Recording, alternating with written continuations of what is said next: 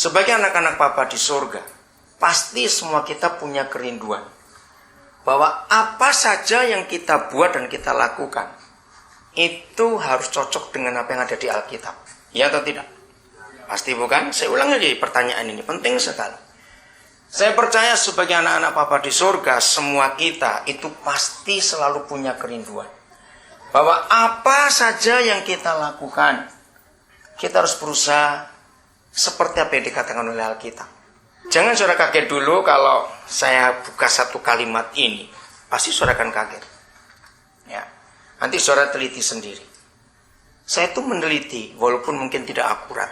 Ternyata kira-kira 70% yang kita lakukan sebagai gereja, nggak main-main saudara, kira-kira 70% yang kita lakukan sebagai gereja, itu ternyata nggak ada di Alkitab. Bayangkan. Salah satu yang kita mau lihat. Pernahkah saudara tahu bahwa kisah para rasul yang isinya 28 pasal itu, itulah blueprint gereja yang benar? Kira-kira ya atau tidak? Ya, renungkan. 28 pasal kisah para rasul, itulah blueprint gereja yang benar. Nah, dari blueprint itu saya menemukan. Jadi kalau gereja itu mau benar, kalau hidup kita itu mau benar sebagai gereja, maka kita harus melihat yang di 28 pasal itu. Maaf, selama ini ya, gereja di dunia itu sangat didominasi dan dikuasai oleh gereja Eropa. Jawab ya atau tidak? Baik Protestan maupun Katolik. Sangat. Nah, gara-gara pengaruh Eropa itu, maka kisah para rasul itu sudah kita jauhi, sangat jauh. Nah, kalau kita melihat kisah para rasul, maka gereja yang benar yang malam ini kita lakukan ini. Kita berkumpul karena satu nama, yaitu Bapa kita yang baik dalam nama Yesus. Oke? Coba salah seorang baca Kisah Rasul 2:41. Jadi yang lain cepat buka ayat yang lain, kok saya minta nanti ya. Ayo Kisah Rasul 2:41 cepat baca. Kita melihat ini. Orang yang menerima perkataannya itu. Nah, itu khotbah Petrus yang pertama dari Pentakosta. Ya. Orang-orang itu memberi apa? Orang-orang yang menerima perkataannya itu memberi diri dibaptis, dan pada hari itu jumlah mereka bertambah kira-kira 3.000 jiwa. Saudara, 3.000 jiwa itu yang ditambah. Yang intinya itu 120 murid. Masih ingat bukan waktu mereka berkumpul 120 murid. Nah, hari pertama gereja itu bertambah 3.000 jiwa. Banyak atau sedikit 3.000 itu? Pasti banyak. Oke. Pernahkah kita mikir 3.120 jiwa itu dikumpulkan di mana? Rumah siapa yang bisa nampung sebanyak itu? Oke, tapi itu betul. Nanti kita lihat lagi. Masih ingat pada zaman itu hanya ada 2 gedung besar di Yerusalem. Apa dan apa ya? Siapa ingat? Ya, Bait Suci dan satu lagi. Ada satu gedung besar lagi.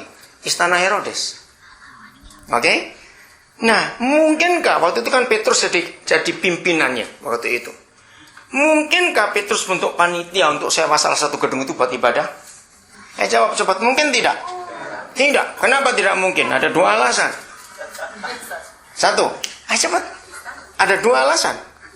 Kenapa mereka nggak mungkin sewa gedung itu? Salah satu aja nggak mungkin.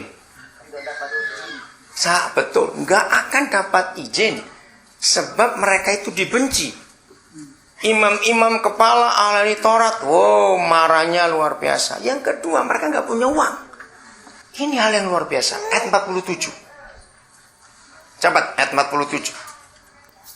Sambil memuji Allah, dan mereka disukai semua orang. Dan tiap-tiap hari Tuhan menambah jumlah mereka dengan orang yang diselamatkan. Saudara bayangkan. Sekarang ini banyak gereja isinya simpatisan. Tahu kata simpatisan? Betul tidak? Padahal yang Tuhan ingin, tiap-tiap hari Yesus Tuhan sebagai kepala gereja menambahkan jumlah mereka tiap-tiap hari loh. Nggak seminggu sekali, nggak sebulan sekali, tiap-tiap hari. Sekarang saya mau tanya kepada saudara, kalau hari pertama itu tambahnya 3.000, Lalu kita menemukan ayat 47, tiap-tiap hari jumlah mereka ditambah. Kira-kira dalam sebulan jumlah mereka jadi berapa? Kira-kira saja. Jangan tambah tiap hari 3.000, enggak terlalu ekstrem itu. Enggak. Jangan. Ayo. Dalam sebulan jadi berapa jumlah mereka? Bisa 1.000. Bisa 10.000. 2 bulan. 3 bulan. Dan kita lihat di pasal 4, luar biasa gerakan Roh Kudus itu. Di pasal 8, sudah begitu banyak jumlah mereka. Sampai mengganggu. Dikatakan mereka menjadi pengacau di situ. Maka itu Saulus bangkit. Menganiaya mereka, masih ingat, karena terlalu banyak. Terlalu ekstrim jumlahnya. Sampai mereka ditakuti semua orang. Nah, tetap pertanyaannya. Dikumpulkan di mana orang sebanyak itu? Saudara, ini rahasia yang luar biasa. Nah, ini salah satu dari 70% yang saya temukan. Bahwa yang kita buat itu nggak ada di Alkitab. Mengapa kita tidak menemukan satu ayat pun? Dengarkan, satu ayat pun. Di dalam 28 pasal itu, mereka membentuk panitia pembangunan untuk beli tanah atau bangun gedung. Sama sekali tidak. Bahkan saya ajak saudara lari jauh langsung ke pasal 28. Ayat 30-31. Ini akhirnya, ya, pasal 28. Ayat 30-31. Yang lain silakan baca. Sampai Roma, Injil itu sampai di kota Roma. Sejak waktu itu sampai hari ini, Roma tetap kota internasional. Roma tetap kota budaya, kota dagang, tempat orang shopping, dan macam-macam itu sampai hari ini. Nah, apa yang dibuat oleh Paulus? Silakan dibaca yang lain. Dan Paulus tinggal 2 tahun penuh di rumah yang disewanya. Nah, lihat. Di rumah yang disewanya. Sampai Paulus pun tidak mikir bangunan permanen. Nyewa. Terus kalimat berikut. Ia menerima semua orang yang datang kepadanya. Ya, jadi di mana mereka kumpul kebaktian? Di rumah. Paulus menerima semua orang yang datang kepadanya. Untuk apa? Dengan terus terang dan tanpa rintangan apa-apa, ia memberitakan kerajaan Allah dan mengajar tentang Tuhan Yesus Kristus. Ya, tanpa rintangan. Jadi saudara, gereja yang benar itu di rumah, bukan di gedung. Apakah salah kepentingan gedung? Tidak juga. Tapi kalau kita tidak kembali pada prinsip Alkitab ini, kita jadi salah. Nanti pulang bacanya dari pasal 2. Mereka kumpul tiap-tiap hari di rumah sambil makan kayak tadi ini. Ini yang Tuhan cari.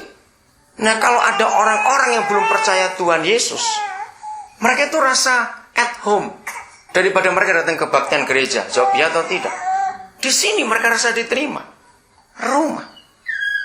Oke? Kita tinggalkan dulu Kisah Para Rasul. Kita buka Injil Yohanes pasal yang pertama. Konsep ini kita harus pakai di dalam hidup kita. Mulai 37, saya baca begini ya, mulai 37. Kedua murid itu mendengar apa yang dikatakannya itu, lalu mereka pergi mengikut Yesus. Nah, inilah dua murid Yesus yang pertama, yang adalah murid Yohanes Pembaptis. Tapi Yohanes Pembaptis memberitahu, ikut Yesus, gak usah takut. Terus mereka ikut, ayat 38. Tetapi Yesus menoleh ke belakang. Ia melihat bahwa mereka mengikut dia, lalu berkata kepada mereka, apakah yang kamu cari? Saudara, ini konsep penting. Pertanyaan Tuhan Yesus ini merupakan pertanyaan seluruh manusia di dunia. Saudara perhatikan, dari bayi sampai kita tua yang namanya manusia, hidup itu mencari sesuatu tidak? Terus cari. Dari bayi sudah cari. Cari susu, cari perhatian, cari apa itu kasih sayang, cari. Sampai kita tua. Ketika Tuhan Yesus tanya kepada dua murid Yohanes Pembaptis ini, apa yang kamu cari? Nah, ini rahasia yang luar biasa, saudara. Saya selalu memakai istilah Yesus ajarkan kepada kita, belajar dari anak-anak. Ya, belajar dari anak-anak. Nah, saya mau ajak saudara berpikir begini. Semua kita pasti tahu, termasuk yang belum pernah punya anak pun ngerti. Yang namanya anak-anak, saudara, kalau kita ajak mereka ke tempat yang ramai, acara-acara yang meriah, ya, acara-acara yang menarik, yang menyenangkan buat mereka semuanya.